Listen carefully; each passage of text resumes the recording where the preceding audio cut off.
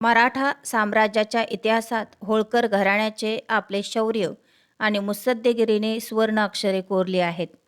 श्रीमंत तुकोजीराव होळकर हे केवळ एक पराक्रमी योद्धाच नव्हते, तर पुण्यश्लोक अहिल्यादेवी होळकर यांचे खंबीर सेनापती आणि विश्वासू सहकारी होते. ते अहिल्यादेवींना मातेसमान मानत आणि त्यांच्या शब्दाबाहेर कधीही जात नसत. त्यांच्या जीवनातील एक प्रेरणादायी ही छोटी कथा. पेशवे काळात उत्तरेतील राजकारण तापले होते.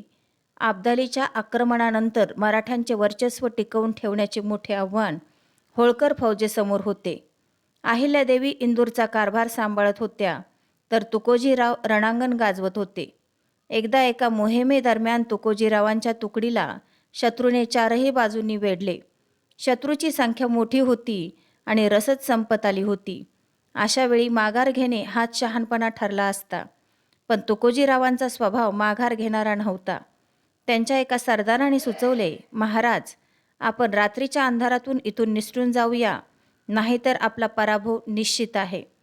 तुकोजीराव शांतपणे हसले आणि आपल्या तलवारीच्या मुठीवर हात ठेवून म्हणाले, होळकरांची फौज पाठ दाखवून पडणाऱ्यांसाठी बनलेली नाही.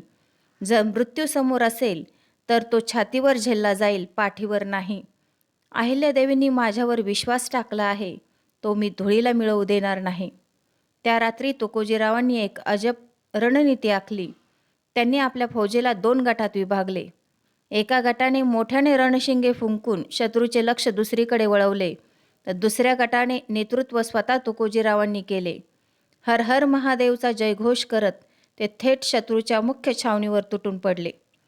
अचानक झालेल्या या हल्ल्यामुळे शत्रूची दाणादाण उडाली. तुकोजीरावांच्या तलवारीने विजयसारखी चमक दाखवत शत्रूची फळी कापून काढली. त्यांच्या या पराक्रमामुळे वेढा तुटला आणि मराठा फौजेने विजय मिळवला. जेव्हा ही बातमी इंदूरला पोहोचली, तेव्हा अहिल्यादेवींनी त्यांचे कौतुक करताना म्हटले होते, तुकोजी केवळ माझे सेनापती नाहीत, तर ते या राज्याचा मुख्य आधारस्तंभ आहेत.